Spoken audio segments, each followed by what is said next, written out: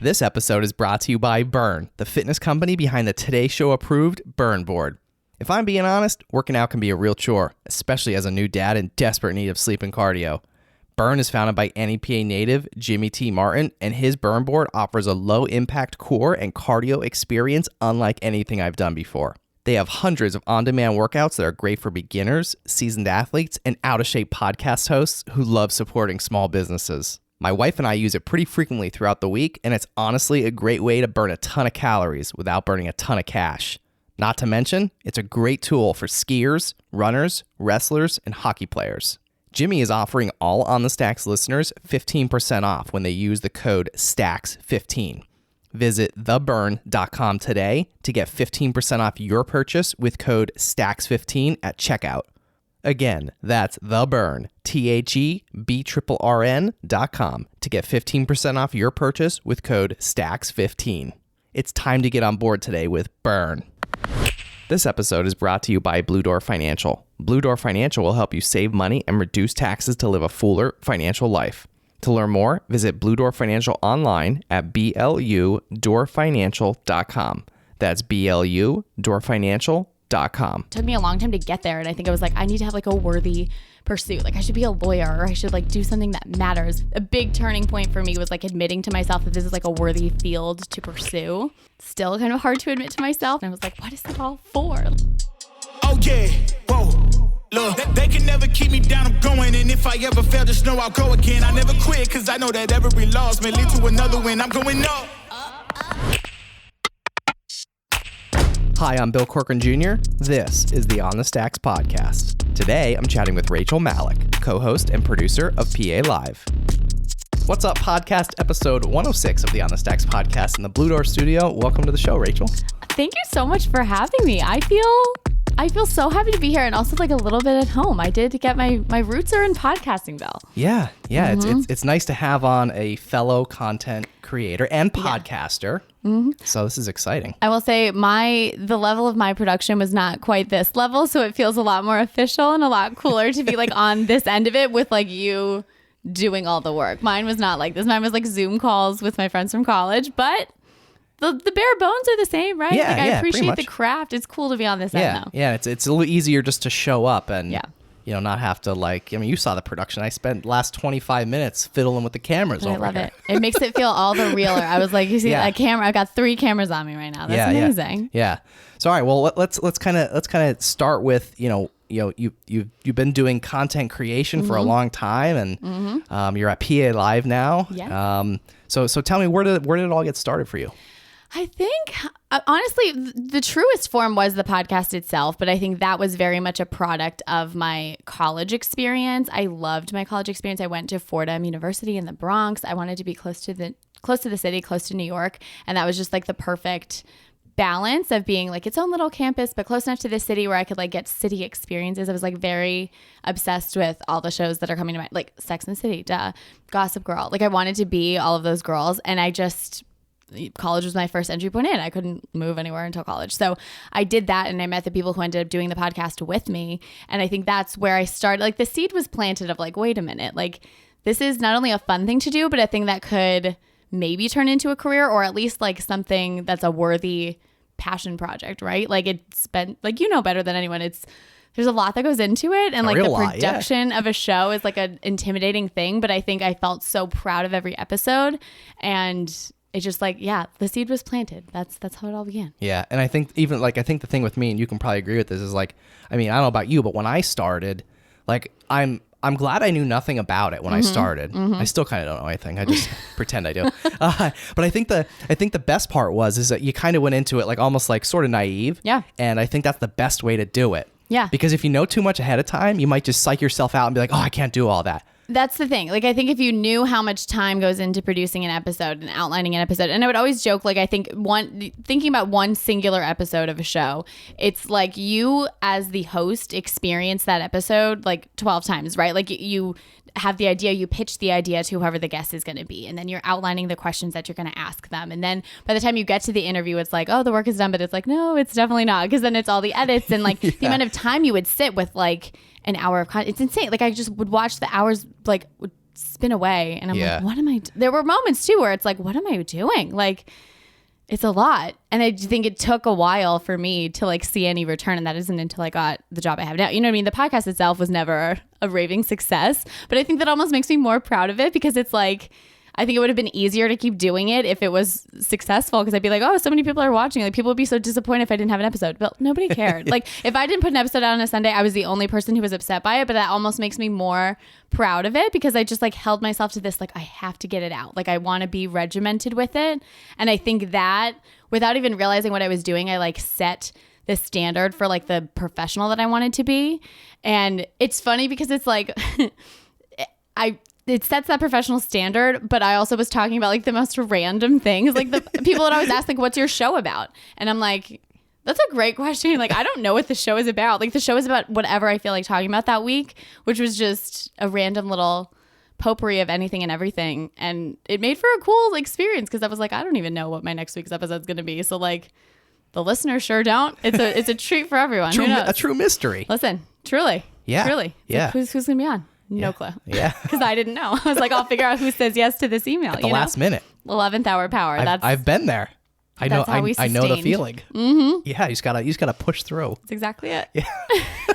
I do a little bit more planning nowadays, but still, like stuff happens. People cancel. Right. People, you don't have to reschedule, and it's and as you know, like Yeah. like the production, like you said, like you know, Yes. between pre-episode right now recording and all the stuff that's going to go on between now and the time this episode comes out, I'll hear this 75 times. That's what I mean. You're going to be Yeah. like, if I hear Rachel's So, voice one more time. No, literally. Yeah. I would laugh that like I had my regulars, like the friends that would always come on the show. Like I have a friend, Emma Spoldi always came on the show. Ali Giordano always came on the show. Kevin Virgo was like the life of the show by the end because anytime I needed anything, I would write him, I would shoot him a text like a sentence. I'd be like, I'm thinking about feeling lonely. Let's do a podcast episode about it. And he'd be like, I'm there. And he would outline and we would be on the show and we would have a 3-hour long thing that I had to edit down to 40 minutes. And I'm like, Kevin, like it was always great because he always like provided the content. But anyway, I bring that up to say you would spend so much time editing. I would like know what the sound wave of like one of Emma's looks like. Like I knew exactly what You know where to cut it. Exactly. Like Yeah. I knew just looking at it that it was like, oh, Emma said, or like Kevin cleared his throat because that's like the kind of cough he does when he Yeah. thinks no one can. You know what I mean? Like it's just funny things like that where you got so used to like the ins and outs. But oh, it was fun. It was fun. So tell me about your time in New York City at Fordham. It was amazing. I think I went not knowing a soul, which I think was an important thing for me. When I was picking a school, I was like, I think also a lot of kids from my high school went to Penn State. That was like the thing to do. A lot of kids in my friend group went to Penn State. And I always think like if I went to Penn State, it just would have been a different life because I think I would have been stuck with those friends. And they're great friends. Like it wouldn't have been bad to be stuck with them. But I think I would like going to Fordham in a city I was completely unfamiliar with, knowing not a soul. I was forced to just be like, here I am. Like I'm going to show up and I'm going to like try to be myself and try to make friends and like, you know, take the city head on. And like I say, take the city head on. We were on a gated campus. It didn't feel like I wasn't like in the streets of the Bronx. That's another thing. People always say like, oh, you lived in the Bronx. I was like, no, I didn't. Like I lived at Fordham in the Bronx. It's very different. Yeah. But the point is I think it was a challenge for myself to just like jump in and be like, you always said you want to be a city girl. Let's figure out, like, let's see if you could do it and like learn the subway and do the things. And I just quickly met like really incredible people who came from all different places and had different opinions than me. I think that's the other thing about this area, in my experience anyways, like a lot of people thought the same way, at least a lot of people that I like grew up around. So it was just really like eye-opening to go to Fordham and be like, wow, like I feel like I'm a more compassionate person because of the people that I met there and the stories that I heard and like the fact that I was kind of forced out of that bubble and forced to talk about uncomfortable things or just like things. I don't know. I remember the first time, one of my first like meetings, I was in this club at Fordham freshman year. I was like fresh into it. It was called Urban Plunge. We like went to school before school started to like get to know the Bronx and do these community service projects. And I thought this is a great way to like move in early, get myself settled before classes start. So I did it. And we're at the first meeting and like someone asked me what my pronouns were. And I was like, what? Like, what do you mean? And they were like, well, what are they? And I was like, she. And they were like, okay. But I was like, wait a minute, like what? Like it just was so foreign to me. And I think now, like looking back, that's like so weird to think, because I think that's such a normal thing now. It's like you want to be considerate and you want to like ask people that kind of stuff. But it was just like truly never crossed my mind. So I think that set the stage for like you gotta be a little more considerate and like think about other people's experiences, because everyone had a very different experience than me. Like everyone's experience is different.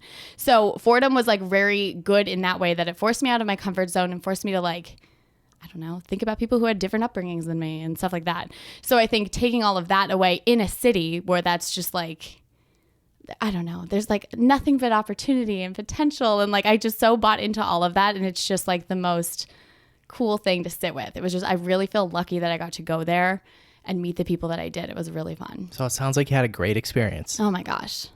Yeah. It was, I truly, like, Fordham was so the right call for me. It was just amazing. I met the best people. I would do it all over again. Yeah. It's so nice. Yeah. So I think before we go on any further, I feel like we have to give Chris Bohinski a shout out here, because he's probably right now he's probably like watching this and he's like, oh my God, we're 10 minutes in. They haven't talked about me yet. No. Yes, we do have Chris. So I feel like it is such a perfect partnership for Chris and I think it's so special that we both get to do PA Live, knowing that being raised in this area, like we're both natives to northeastern Pennsylvania. So the fact that we get to do it together and we're from relatively the same area, and he's just also, I mean, you know, Chris, I think Chris is just the kind of person who he's fun to work alongside every day. But beyond that, he's so good at what he does. And I think with jobs like ours, people know you're good at it if they don't think about how much work goes into it. Do you know what I mean? Like as effortless as you make it seem. Yeah. Somebody once said to me, once said to me like, oh, you make all of it look so easy. Mm-hmm. And I'm like, I never really thought of it that way. And you kind of just said that. Yeah. I think it's like the best compliment you can get. And I look at all the people that I look up to in the industry and I'm like, I know they're good because I don't even think about how hard they're working. Like it feels so second nature to them. But like knowing just a little bit of the production stuff that I know now from podcasting, but also now as a producer on PA Live, it's like there is so much that goes into every minute of content. And the fact that like you don't see it, it's like all this invisible labor where you just show up and like you be yourself and people get to see that and just enjoy that without having to worry about the work that goes into it is a really cool thing. And I think Chris Bohinski embodies that in such a cool way. I can't imagine learning from anyone else. I think it really was just so meant to be. And it's fun. Like it's a lot of work, but it's fun work. And it's like, I could tell that he finds it so rewarding.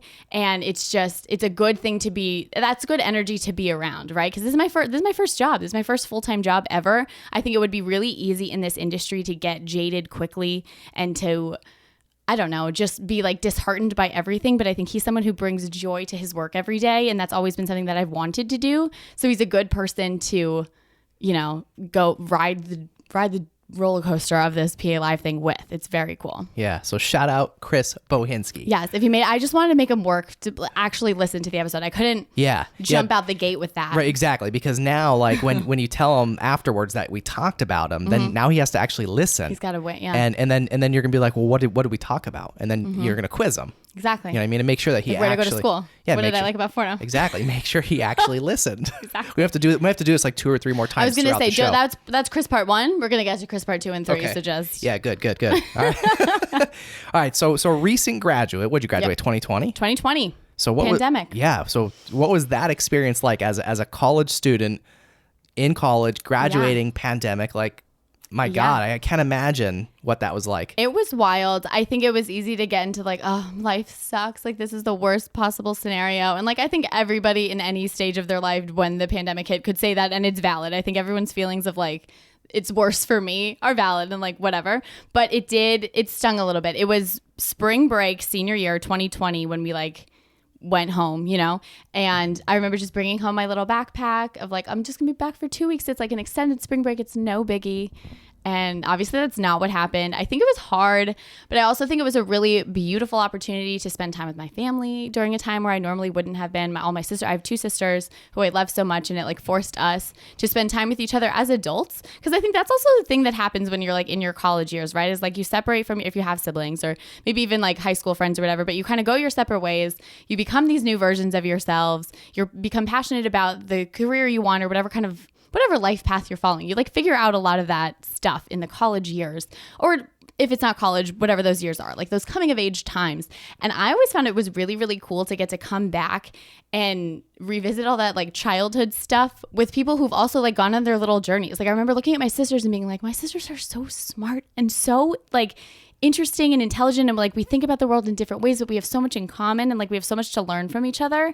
And I think that was like a real big silver lining of the pandemic, with them being home. So I was like, wait a minute, like we're all the same, but we're different now. Like we've gone apart, we've spread our wings, we flew, and now we're like coming back home in this weird bubble of like time isn't real, but we're spending it together, and it feels like childhood, but it's also like we're better now. You know what I mean? Like we've all kind of bettered ourselves, and now we get to like enjoy those versions.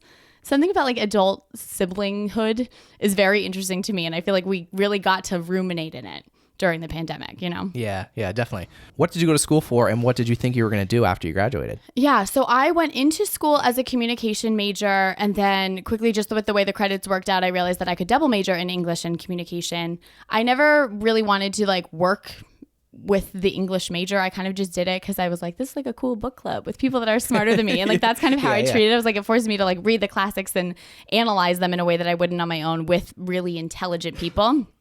So that's what the English major was kind of for. And I always just like to read and write. So that was just kind of like the fun side of it. But I always knew I wanted to get involved somehow in the communication field. I knew that I liked to like put stuff out into the universe, whether it was like a blog post or whatever it was. So I was like, this is a good excuse to like learn the nuts and bolts of it, and doing a lot of like communication theory and like, what was it like before TV and like radio, and how that changed the game, and how like, you know, it just was cool to like track that progress and understand how the stuff I was making got out to people in the first place was like always fascinating with me.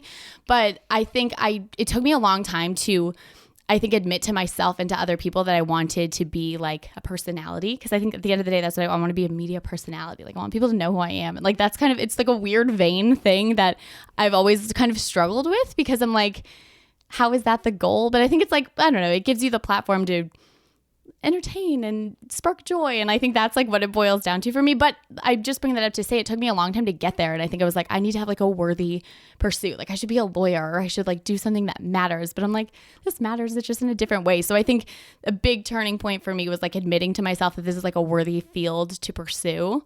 And then once I did that, I was like, okay, like it, you know what I mean? And I feel like until I got the PA Live job, it was still kind of hard to admit to myself. And I was spending all the time on the podcast, and I was like, what is it all for? Like, it was hard. Why am I doing this? You know what I mean? Like all the time. And I'm like, oh my gosh, like nobody's listening, and like nobody cares. Nobody cares. Yeah. But it's just like, I don't know. In hindsight, I'm like, see, there was a reason. But I think like it was nice to kind of have that realization a bunch of little times, because I think that's what got me through the times when like nobody cared what I was saying, because I just said it anyway. And I think it was like a good test for myself. Like just keep trucking, you know? Yeah. So I mean, you do a lot of content creation. Yeah. I mean, you've done some other things too. Maybe you can talk about them a little bit. But you know, how did you kind of figure all this stuff out? Like, did you have anyone that helped you? Did you just figure it out on the fly as you went? A lot of it was on the fly. I think, to go back to Fordham, I took it wasn't an accident. I took a sports class. I needed one communications elective. I think it was my junior year. And I thought, okay, like I was looking at the schedule. I was like, what would fit in my schedule? And there was this one class called Sports Communication in the Field, Professor John Cirillo. And I remember looking at it, and I'm like, I don't care about sports at all. Like I couldn't care less. But I literally thought, I was like, maybe I'll meet a boy. And like, maybe I'll find a husband in this sports class. Like genuinely, I was like half kidding when I said that. But I was like, no, that was definitely like a real thought. Because I was like, I'm smart. Like everyone's going to want to work with me on projects. Like I feel like this could be an entry point into like, find a handsome, preppy Fordham boy to call my own. Yeah. So that's kind of why I took the class. It just worked in my schedule, and I needed the one elective. So I was like, check, I'll take the class. I quickly found that like everyone could tell that I was like a fake fan. Like I wasn't.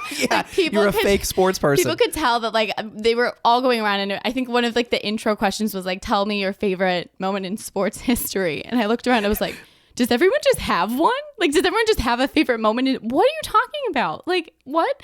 And everyone knew. What'd you do? Google it? I don't even know what I think I blacked out. I have no idea. Yeah. I don't even know. I was just like, one time when I joined the cross country team, it was like a personal history for me. I don't even know. I blacked out. But from that moment, everybody knew that I was not a sporty girl like I claimed to be. And like, no, it was like, I remember finding out that there was a group chat with everyone in the class, but I wasn't in it.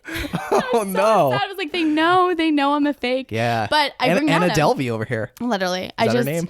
Should I do the accent? Yeah. Please do the accent. I literally don't think I know. Where's the money? Is that I don't know. I can't do it either, but bank fuck up. I wired you the money. Yeah. I can't. I don't even know what that was. Stop. So anyway, the point is that turned out to be the class that like I really do think set the stage for my professional future, not because I want to be in sports, which I sort of ended up in sports, which is a whole other thing. Yeah. So is this kind of like where it led to? A little bit, but it's also all kind of on accident. So the point of the sports class is that I met this professor who, had a really great network of Fordham alumni who were working in sports, but, greater pop culture industries and communication industries. So I met a lot of PR guys. Again, I thought I wanted to go into PR. So I remember working events, like volunteering, calling it like freelance work. That's not what freelance means, but that's what I put on my resume. I was like, I'm a freelance PR girl. I'm like, no, I didn't. I like worked one table at like an event. But at that event, I can't even think of what it was, to be honest with you. But I met all these Fordham guys and kind of just traded business cards. And eventually that's what got me on the press list for a lot of the people I went on to interview on my podcast, because I just kind of stayed in touch with these guys. And I was like, my line was like, I want to be Kelly Ripa. I want to interview all the people I can. If that's sports people, so be it. So like a lot of the beginning of the podcast too, where I started to get like actual interviews with actual people that I had to like go through agents to get, happened because I took this sports class and because I was just trying to I didn't have an internship and I was like, I need to have something to like show that I'm working. And so I don't know, one thing led to another. And then even throughout quarantine, when I was like in the heat of the pandemic, but also the production of the show where it was super regular episodes every Sunday, every now and again, I would have like an Olympian or like some rugby guy, you know what I mean? Who like was a big deal. I don't mean to like undercut it, but like to me, I didn't know who they were, but I would just do my research on the back end. You're a fake sports person. I was a fake sports person, but I think listening to it, you wouldn't know that. I'd be like, oh my God, I'm here with so-and-so. Yeah. Obviously you know this. And I like give the little rundown, whatever. But I just like, I'm so glad that I ended up taking that. I'm so glad I was a boy crazy college student, because if I wasn't, I don't think I would have taken a sports class. And I don't know what would have happened, because I think the podcast, I would have had a harder time authenticating the work that I was doing, because I think, say what you want, like having interviews with people with like a blue check on Instagram makes it feel more real. And I think that was like another turning point for me of like, I don't know who this person is, but like somebody else might. And I started seeing other people listening that I'm like, wait a minute, like it's starting to catch on. Like it's cool. And I can kind of hold my own when it's a press day where like an athlete's doing 10 interviews, like I get to be one of them. And like, they don't know that it's a small thing. Like I just have to pretend like I'm really good at it. And like, I got good at it. So I'm just happy that I took this sports class, because that's how I met all those people. And it was like this weird ripple effect where it like made me feel a lot more like validated in the work I was doing. So sports class. You felt legit. I felt legit. So how do I go take this sports class and get on this media list? No, that's honestly, what I need to do. Honestly. And then it literally happened just the other day. My professor emailed me and he was like, hey, how's the podcast going? Like literally last week, he emailed me, how's the podcast going? Like, you still doing it? I have this guy who's doing a nonprofit baseball camp thing who used to be in the MLB. Do you want it? And I was like, boy, do I have news for you. Like, yeah. Not only do I want it, but I'll take it for PA Live. Like, I can get you on a real show now. And he was like, are you kidding? And I was like, no. First of all, you missed my LinkedIn post, apparently. Like, thanks for keeping up, Yeah, you're really paying attention, right? Prof. But it was a cool moment to like get to write that email. Like, as a matter of fact, I can offer you like do you have a budget? Yeah. Do you have a media budget? I said, and he was like, who are you? Like, who is this? This is like a real thing now. Literally. So that was cool too, to be on the other end of it, where now the guys are like, it's not just for this random podcast, like it's for a TV show. Like so a real thing. So cool. Where before it was just kind of like half real, you know? Right, because it wasn't it wasn't nothing, but it also was like if it went really bad or my microphone wasn't plugged in, which happened, nobody really cared. And now people would care, which is it's kind of important now. A level of success now. Like if your microphone's unplugged, people would notice. Yes, definitely. I think cool. The viewers of PA Live would be like, we can't hear Rachel. And that is cool because no one used to care. Now people care. Now people would know. Yeah. So, all right. So tell me a little bit more about the sports. I mean, you do in arena hosting. Yes, I do. All right. So tell me about how did that come about? So that, interestingly, honestly, had nothing to do with my sporty college experience in sports communication. That kind of happened because again, pandemic, I remember auditioning. Well, I found like an old application for the Rail Riders. Because I remember going to a game like when I was in college with my dad and like looking at the guy who was doing it, and I'm like, wait a minute, I feel like I could do that. I feel like that would be really fun. Like, so it was always just kind of in the back of my mind is like, hey, this whole like in arena, in stadium hosting thing could be a good gig. But it kind of, sidebarred, the pandemic happened, there wasn't games. It wasn't top of mind. Then I would say like in the winter of, I guess, 2021, like December, January of 2020, 2021, I started thinking, I'm like, maybe there's going to be a season again. Like things started to look a little hopeful. And I was like, okay, let me like revisit this Rail Riders thing. And I Googled my little heart away and I found like a very old application from like 2013 or something crazy of like, we're looking for a new MC. Like, do you think you could be it? Email this person with all this stuff. I like filled out the old form and made a video. You had to make like an audition tape, I guess, of you like doing a game, explaining the game to the contestant and like presenting it, you know, kind of coming up with the game itself too. So I did this like, I did a fake contest called TikTok or Tick Not. And I came up with all these like TikTok trends. Half of them were real and half of them were like totally made up. And I had my dad stand with me in my childhood bedroom. And I was like, I'm here with Rick of Shavertown. And we're going to see if he knows the TikTok trends. And I did the whole thing. And I used like my unplugged podcast mic to like pretend I was talking to a real mic. I shot it on my iPhone with my ring light that I got for Christmas. Like it was a whole great. Yeah, it was like a real production. Listen, but it was a production nonetheless. Yeah. You know, like it was, we threw it together and my dad played the part. He put on the Rail Riders hat he that was he the had. fan. Like, he went for it and you know, I didn't give him the answers ahead of time. We did the whole video, whatever. And I sent it in, heard nothing back. Like it turns out this address didn't exist. Like I don't even know where it went. And I honestly forgot about it because I was like, I don't even know if they're hiring. I don't know. I didn't know at that point if they were having a season. I was just kind of like shot in the dark. Let me do this thing sort of for fun. That's my content creation of the day. I made this funny video. I like posted on my Finsta. My friends were like, what are you doing? Like get a job, you know? So get a job. Literally. So I was like, I'm trying. That's the point. Yeah. So anyway. That's what the point of that video was. Literally. Yeah. So then a couple months later, it's getting warmer. I'm thinking like someone mentioned a baseball game and I was like, wait a minute. I never heard anything from the Rail Riders. Like I wonder if there's something else I could do. So I just like went on the Rail Riders Instagram. I found like the general like info at swbrailriders.com and I forwarded the email that I sent to like someone who probably retired a decade ago. And I resent it and I just said like, hey, I know at this point it's May. At this point, you know, the season's about to start. It was a late start because of the pandemic. And I said, listen, I don't know if this is already settled, but like if there's any way I can get to do this for like a game or two, that would be so cool. Like anything I can help, I would love to get the chance to MC for you. Like here's my audition, let me know.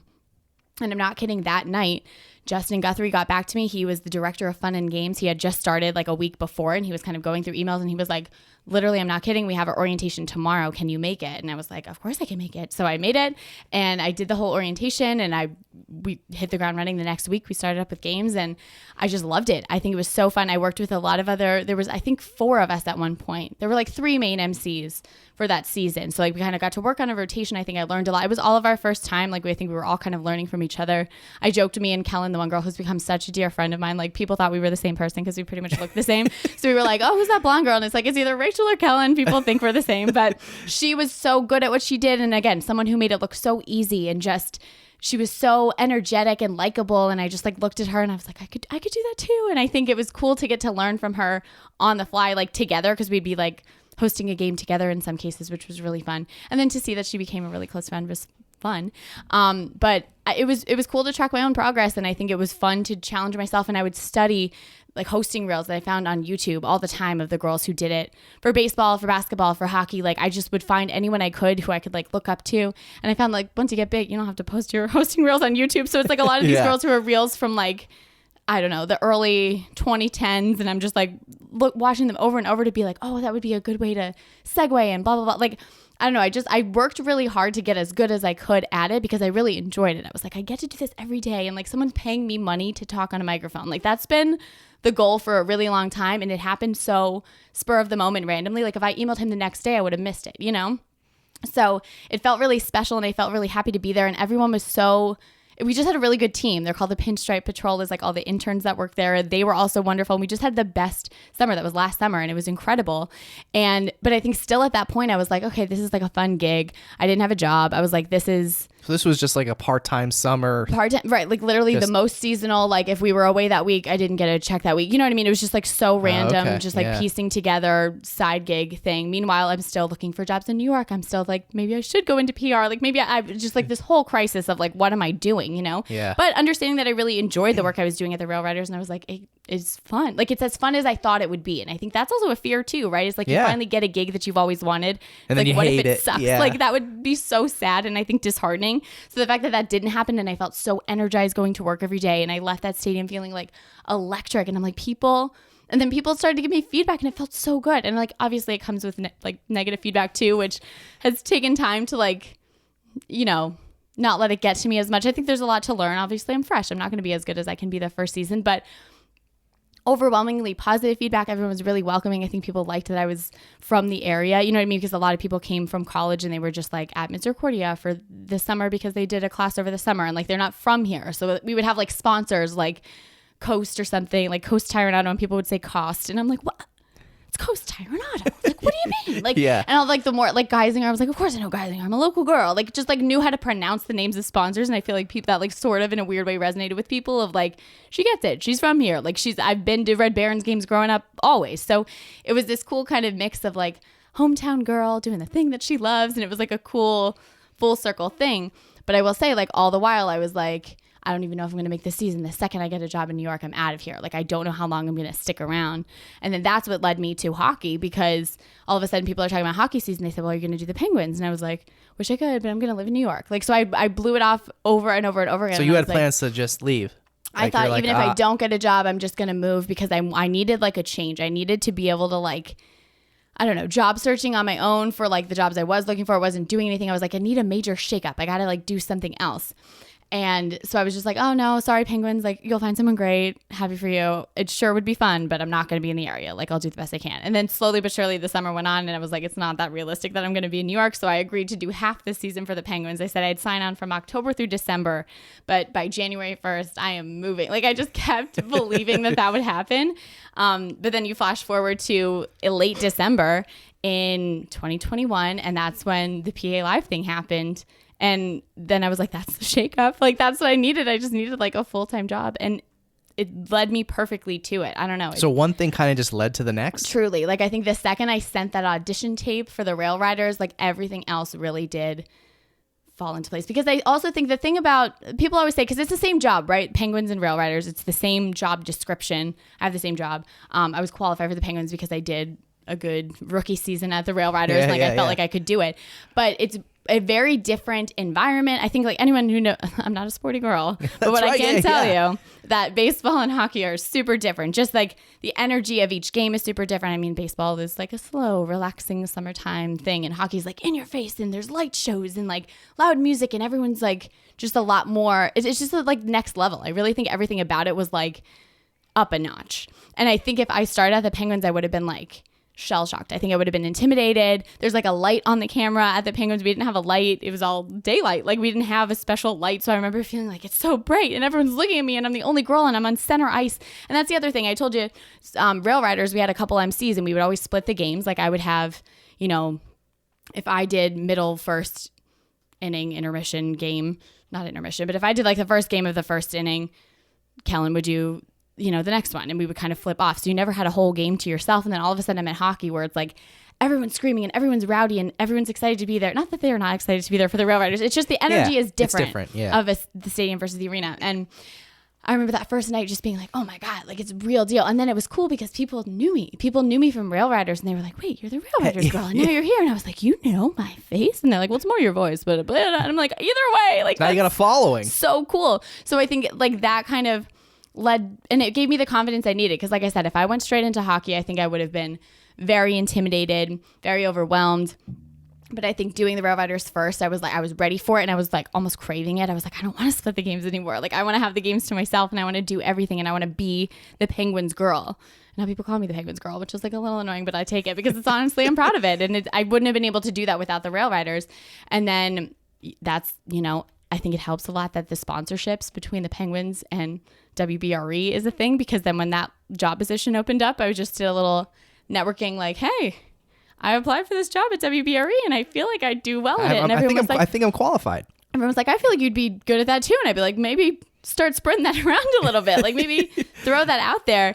And not to say that's the only reason. I think it helped. I think it just being with the Penguins, I think gave me the confidence I needed for PA Live in the same way that being with the Rail Riders gave me the confidence I needed for the Penguins. So it really was a nice progression.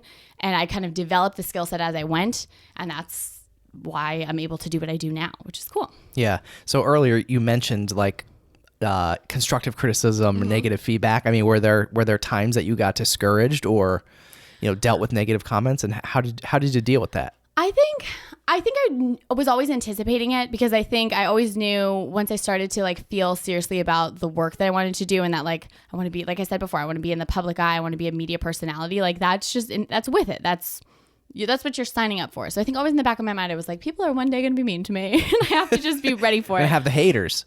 But I never had that before because, again, like no one listened to the podcast. If they were a hater of the podcast, they weren't listening to the podcast. So I never had to deal with any feedback. It was just kind of like, or it was like, hey, your microphone's unplugged. And I was like, yeah, that's fair. You sound like you're, yelling in a tunnel. It literally was unplugged. Like I deserve that criticism, Yeah.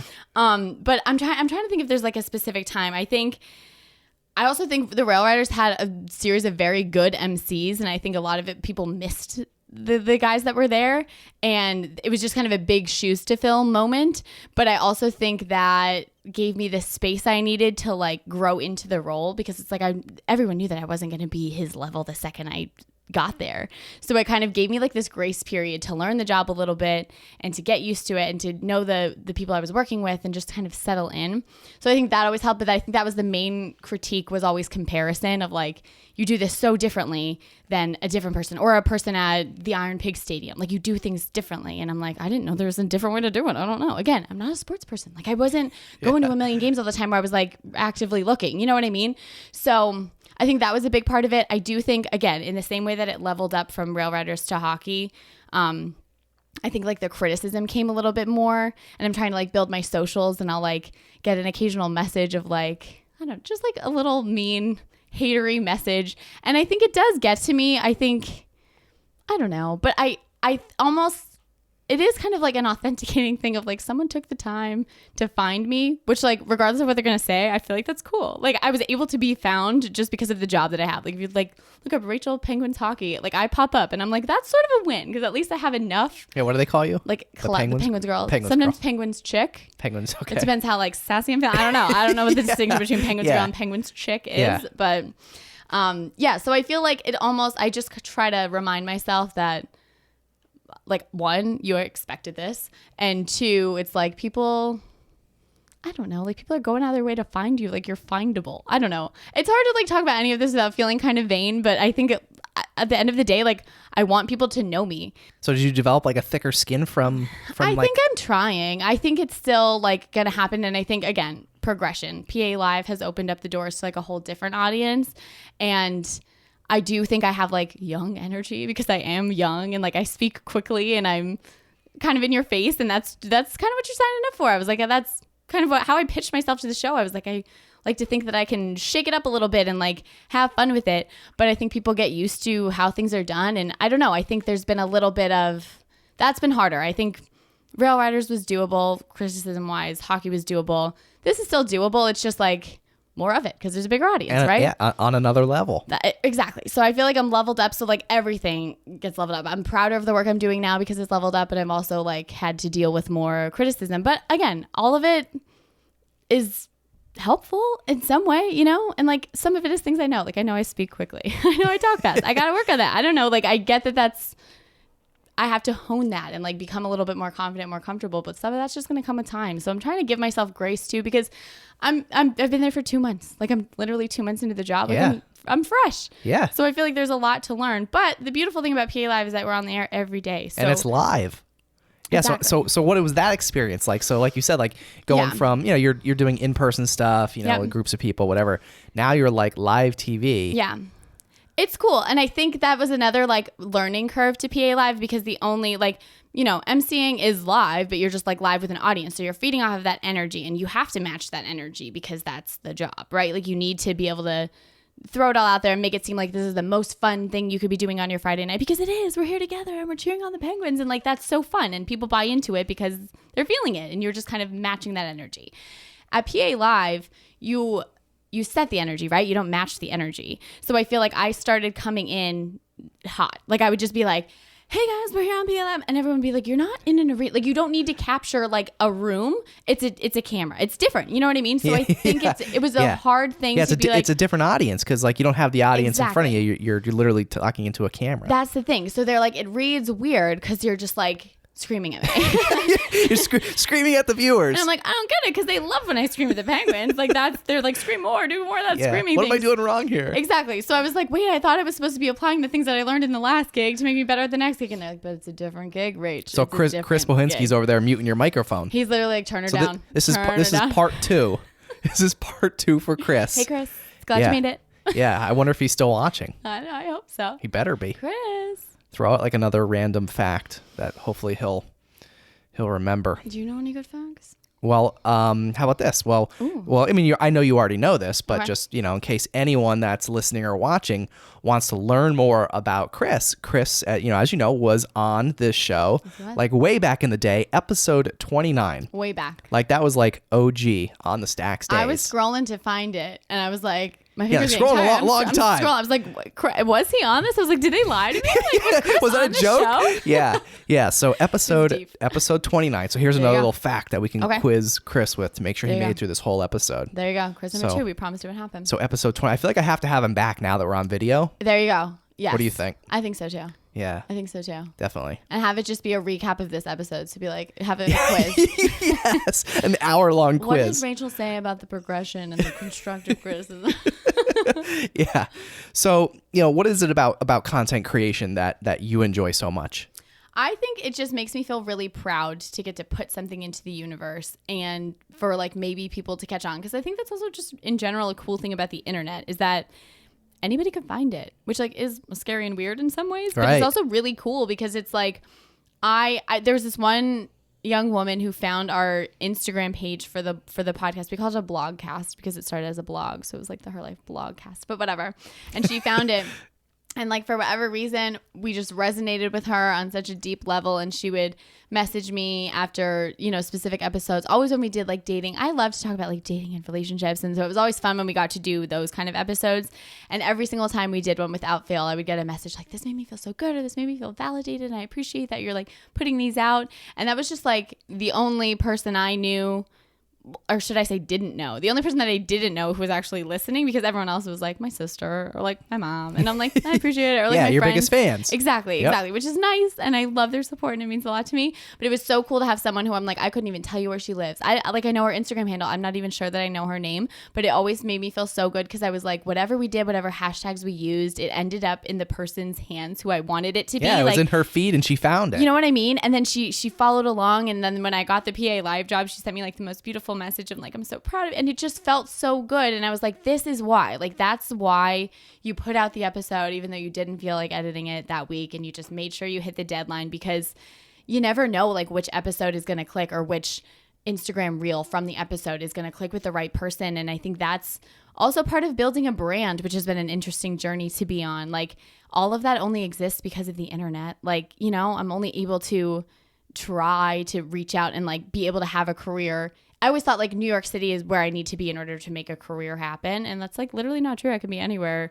And the people who I want to see in New York can still see it. You know what I mean? Yeah. And hear me and see me on TV now, pahomepage.com. So it's cool that that's been I don't know, just the fact that people that I don't know could find it was always like an interesting little keep going. Like, you never know who's going to hear this episode and be like blown away, Yeah, you never know. Like, I mean, even with like same thing with my show, it's just like the amount of like people that I've met just through social media, just Instagram, LinkedIn, like everywhere. Like I had people like, I forget, oh my God, it was like a year and a half ago.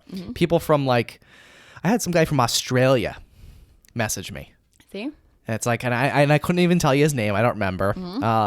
But he messaged me about an episode and like he listens because I can tell by his message. Yeah. And it was just like, what the heck? It's a weird, trippy thing, which again is like, wait, people could see what I'm doing. Like, I'm not just like throwing it into the void, which is how it felt and Yeah. like felt for a long time. And I think while that was mostly true, it's not all the way true, which was just that little twinge of hope that I was like, see, it's for a reason. Like, and again, I think I felt so proud of myself every time I got an episode out, especially on the weeks where I didn't feel like it or I had a lot going on. I had like a whole week of baseball and I like somehow figured out a way to get an episode of the Her Life blogcast that 15 people were going to listen to max. Yeah. And I did it. And I feel like, again, that really set a tone for the content creation and being super regimented with it, but also just like enjoying the process of building a brand for myself, because that's like what this career is. Like, it doesn't, you know what I mean? I can't be a personality if I don't broadcast that personality in every single way that I possibly can. So it was almost like a good excuse to be obnoxious on Instagram a lot of the time. Really. Loud and in people's faces. You know what I mean? Exactly. Talking fast. You're screaming and talking loud. At the same time. So, you know, I kind of like this topic, this discussion, because I have a lot of other podcast hosts and just other content creators that, you know, listen, watch my show or whatever. So, but like, you know, like what tips maybe would you have to, you know, like you said, to help build that brand? Yeah, I think I was really conscious of trying to like find my niche for a really long time. And I think the niche is like being yourself, which is the cheesiest sentence I've ever said in my life. Like even hearing it is annoying, but I think I was always like, okay, what do I focus on? I teased this to you before. There was a period of my pandemic life where I focused so much time on making brackets on Instagram, which I called hotness brackets. It all started with the Zach Brack, which was a bracket, like literally March Madness style bracket that I made of all Zac Efron movies, but like specifically his character within each movie. And I was just like, Instagram, we have to decide which is the hottest Zac Efron role, like which role is he the most dreamy in, and we're swooning for him. And I had people vote, and then it turned into this thing where like we would do one round of voting, and then I would like provide my commentary on each round, and I'd be like, Link Larkin of Hairspray beat out High School Musical 3 by a hair. Here's why I think it happened. And it became this like big breakdown of like, I don't even know, like nonsense. It really truly was. But people were like eating it up because it was the middle of the pandemic and no one had anything to do. But it was like, we're tuning into the bracket tonight to see what Rachel has to say about Charlie St. Cloud, you know? So that kind of is a good example of me being like, let's see if this catches on. Let's see if this is my brand. Because it was like a very conscious thing, which I'm always like embarrassed to admit that I would like did the Zach Brack, not for the love of Zac Efron, but because I thought maybe it would like go viral or like make people follow me. But like it did. I didn't go viral at all. But like some people reposted. I saw like an influx of followers and I was like, wait a minute, people like this. People kind of, People are there's like a contest. resonating with this like form of ranking the hotness of men, which is objectifying and wrong, but like, yeah, whatever. We could get into that. That's another episode. Yeah. When Chris comes on, we'll do a two-parter. There we go. You know what I mean? And we'll Yes. like talk about the morals or whatever of objectifying Zac Efron. But that became a whole separate thing where I would do these brackets all the time. And that was like, okay, maybe this is my niche. Maybe this is what I'm doing. And I think I not wasted time because I loved the brackets. Like the Zach Brack is my heart and soul and I love doing them. And I did like probably a dozen of them over the months. It was really fun. But I think I really was trying to find that one thing that like was my thing. And I don't think I needed to. I think I could have just been like, put out whatever is interesting to you. Because again, the cool thing about creating so much stuff, whether it's a weekly podcast or just like Instagram stories, is you never know what that one thing is that's going to like pique someone's interest and make them interested in you or like get them to want to follow along. So I almost feel like more is more. Like the more stuff you throw, like see what sticks. That's kind of been my approach recently. And that was kind of the whole point of the podcast. It was about nothing, but it was about everything. And that's what made it cool because you never knew. If I just had a dating and relationships podcast, that's a very specific audience. But if I sometimes have athletes on it and then I sometimes have like these weird introspective conversations with my friend from college, it's like there's literally a little something for everyone. And there's episodes that I could point to for any job I'm applying to. You know what I mean? Depending, I've like built a resume for myself from this one show. So which is against the advice that I got a lot. A lot of people said you have to find your thing, find your audience. And I was like, the point is I want my audience to be everyone. Like that was always the thing. I was like, I want as many people to know me and to care about what I say as possible. So I always thought like logically I have to talk about as many things as I can. Like, I don't know. I think it gets into that like, what is it all? Jack of all trades, master of none. Like I think it's a little bit in that, but like I'm not trying to be a sports expert. I'm trying to be an interesting person to listen to. Like that's what I want to be. I want people to not even like find what I say, I don't know, anything special. It's just interesting. Like I want people to be like, I wonder what Rachel thinks about Will Smith slapping Chris Rock at the Oscars. Like I would love for people to ask me my opinion on that. What's your opinion on that? I'm happy to say that people have asked and you're not the first one. I think it was real, first of all. A lot of people don't know if it was like a PR thing. No, it was real. I think it was so real. I think it was so weird to watch him accept the Oscar right after that. I do think my main takeaway genuinely is that Chris Rock is a class act. He handled that with an amount of composure that I genuinely cannot comprehend. Like watching it back, the way he just like, it couldn't have been handled better. And he would have had every excuse to handle it really poorly. And I don't think anyone could have said anything bad. But the fact that he was so cool Good for Chris Rock. I'm more of a Chris Rock fan than I was before. It's like the Kanye Taylor thing when like Kanye VMA'd Taylor. Yep. And everyone's like, we just like Taylor Swift more now. And like that's kind of how I feel about Chris Rock in this moment. I was like, it didn't work, dude. Like you look bad. He looks good. So you gave him a great opportunity to shine, you know? Yeah. And boy, did he handle that well. He just did. He really did. I mean, so well that I feel like it almost looks fake. I think that's why people think it's fake, because he handled it so well. It was like, right, like he. And how do you like? I mean, and I think you and I know better than anyone. Like, I'm not on live TV, but you are. But like, imagine getting slapped in the face on like live. Slapped in the face, like legitimately attacked, literally assaulted. Yeah. He didn't file a police report. I don't know if you're Chris Rock, are you filing a police report? I don't think so. I probably wouldn't either. It would be a whole thing. I think, again, he's cool for not. Like, yeah. But I think if the roles were reversed, Will Smith would have filed a police report. I think you're right. See? I think he would have been a big baby. Yep. And Chris Rock is the coolest person on earth now. I really think that. He is. He had to take a slap to get there, but it took his whole lifetime in being slapped by Will Smith at the Oscars to be cool. And there, he solidified it. He worked up to it. He absolutely did. He absolutely did. He's now worthy. Yes. All right, so tell me, you've been at PA Live now for a couple of months. How's it going? Besides the yelling into the camera. I think that I've started slowly but surely to talk a little slower. I think that I've calmed down a little bit, which is good. I think I had a lot of excited energy going into the job, but again, I'm trying to give myself grace. Like, I think that's normal. It's my first job. I think also I feel so incredibly grateful that this is my first real job, because I thought it would take me so long to get on a consistent on-air thing. I was like, okay, 5-year plan. Once I get in the door at anywhere, it's going to take me a long time to build up and get to the point where they put me on the air at all, let alone on any regular basis. And I think something that I'm sort of maybe trying to convince myself of is I did do that work. It just wasn't in that way I would have thought. I thought I would get in at a station doing being a production assistant or something and slowly trying to be no, I could do that. Let me prove it to you. Let me do a segment here. Let me do a segment there. And that's what I thought would be my entry point in. But I think it took me a long time to realize that the podcast work was real work. And the Instagram brackets were work. I was proving to myself and to other people that I could be entertaining.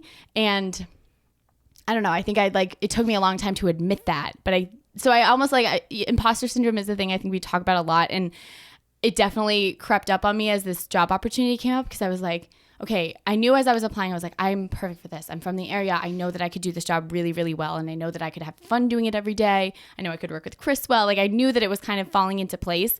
But then there was that voice in the back of my head that's you didn't earn it yet. You know what I mean? This is too good a gig to get your first job. And part of me still thinks that. I think I feel so lucky that it worked out in the way that it did and that they wanted me. I was that's so cool. And I think I wasn't expecting it. I think even as I applied and auditioned and interviewed, I was okay, they're gonna realize that I'm not an adult yet. They don't know, you know what I mean? They don't know that I didn't earn this. But then I'm I look back on the body of work that I created, and it was almost I did it. You know what I mean? I kind of created the opportunities for myself. And even though nobody listened to them, nobody knew that. That's another thing. To go back to tips for podcasters, I think you have to pretend everyone's listening, and you have to convince yourself that other people don't know. I think a lot of people, if you stumbled onto the show, you would assume, especially by the point I put out 90 episodes, something's working. She wouldn't be doing it for nothing. But I was doing it for nothing. Nobody, it wasn't for anything. But just because I kept doing it, people assumed that it was a lot more successful than it was. So that's a true fake it till you make it moment that worked for me. So yeah, it's just being consistent. That's the thing. So it's that authenticates a body of work, the consistency of it, more than, not more than, but maybe equal to audience. You know what I mean? In numbers, the numbers of the amount of content you're creating are significant as well. It's not just the listenership. And I think that's something that I'm glad I believed. Even if I didn't totally believe, I just kept trying to convince myself of it. And I'm so glad I did, because I think that's how I got here. Yeah, totally. And you've stayed humble, but yet hungry. And I can see that, in your work and in your progression. Yeah. And I think that's really important for like you said, for any content creator to be humble enough to have, I guess, to have that imposter syndrome. You feel like you didn't make it, but yet you're doing it. Yeah. But also staying hungry enough to, know that hey, I'm young here. I'm the new girl on the show. Exactly. You know? Exactly. And like I'm very aware that I have so much to learn from everyone around Especially me. Especially Chris. Chris, number 3. See?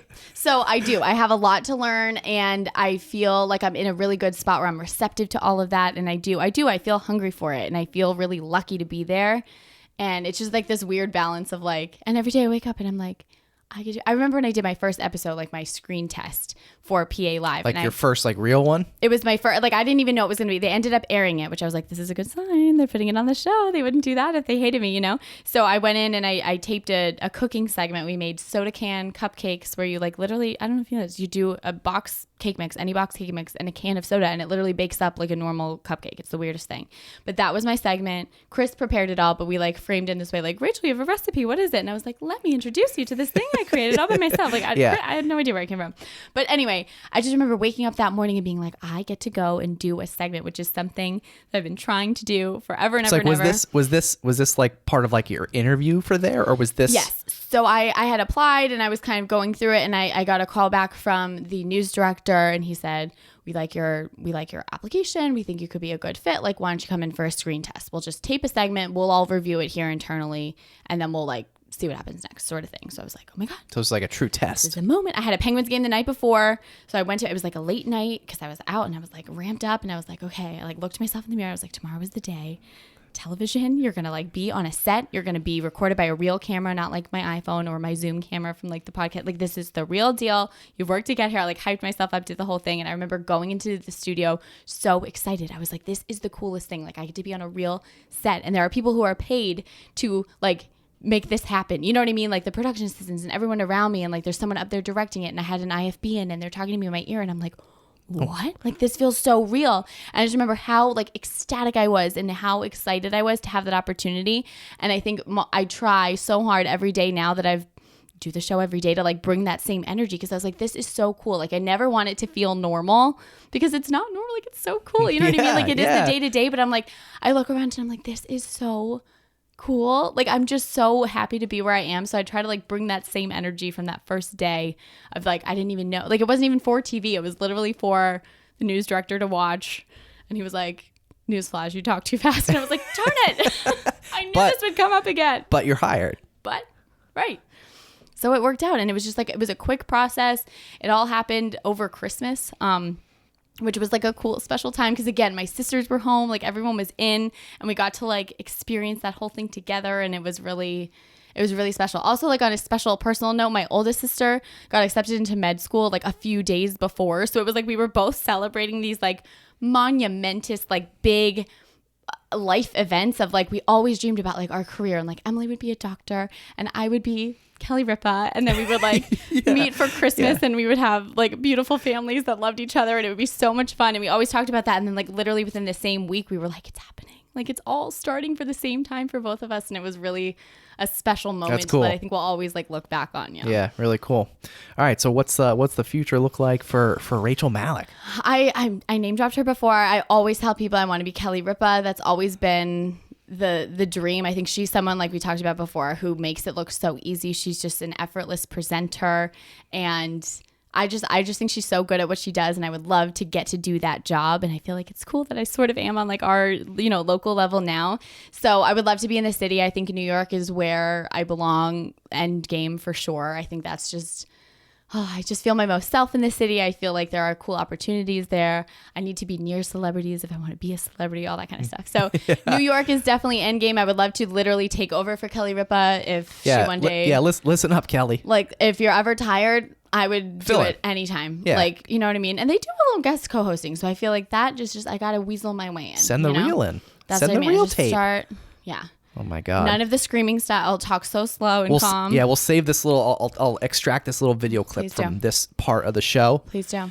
I will say, we'll send it to her. I DM'd Kelly, because I have this one skirt that I wear. It's like a pleated skirt. This is the Kelly Ripa skirt. The Kelly Ripa skirt And I sent it to her. It was my first week. It was my fourth show. It was the Thursday of my first week at PA Live. And I wore the skirt. And Chris like shouted it out on air. They're like, "You're looking very Kelly Ripa today, Rachel." And I was like, "Oh my God, this is the coolest thing ever." So I was so excited. And I clipped it and I sent it to her. And she replied. And I said, I had to wear. She replied? Listen, I was like, I had to wear my pleated skirt and my pumps to like pay homage to you because I've only ever wanted to be you in my career. Like, and she was like, "This is the nicest message I've ever gotten. Like, best of luck. What's the station?" And she like, wow, ran down. So like that was just a cool moment of like, Kelly Ripa DM'd me back. So like I like to think I'm in the back of her mind. She's like, "Where's that girl with the skirt? Yeah, like, is she? Where's my lookalike? Is she My future self." See. Oh my God, you manifested it. I think. Like I'm trying. All right, so listen up. When you make it, when you replace Kelly Ripa, listen, you better have me on the show. I don't even know if they have guests. I don't even know. Oh my gosh. I look yes, like, do they have guests? Yes. Or is it just like her? I don't know. No, it'll be like Kelly and Ryan, whoever the host is for the first, top of the 20, and then you go into your interviews. It's gonna be Rachel and somebody and guest Bill. All right, yeah. So I'm booking myself on your future show. You got it. Yeah. Wherever and vice versa. You're there. Yeah. See? Yeah. This is going to be beautiful. Oh my gosh, there's a great mutual partnership, relationship going on here. Just a couple of media personalities looking out for each other. Yeah, no big deal, It's a beautiful thing, though. Yeah. It's beautiful. Well, this was great. It was really cool. I'm glad you came on today. Oh my gosh. This is fun. I always love, I really enjoy like having other like fellow content. I'm just going to call you a content creator because that's what we are. But we both like do like the same things and we know all the crazy work that goes on behind the scenes and hopefully those cameras are still rolling. You're so fun. You can start again. Take it from the top. Yeah, we're gonna have to do it again. Yeah, take two. We'll have to remember all those lines that we talked about with Chris. This is the final mention. To feed into Chris's ego. He's gonna kill me for that. I love you, Chris. Love you for it. Yeah. All right. Well, I think we're gonna leave it here. Maybe the next time we'll be on a show in New York City. Here's you and hoping. Here's hoping. Yeah. All right. Well, this was great. Rachel Malak on the Stacks podcast in the Blue Door Studio. Thanks for joining me. Thanks for having me. If you want to see more On the Stacks content, subscribe to our YouTube channel at youtube.com/onthestackspodcast or search the hashtag #OnTheStacks on Instagram, Facebook, and LinkedIn. If you enjoyed this podcast, please subscribe and leave a review. We'll catch you next time on The Stacks.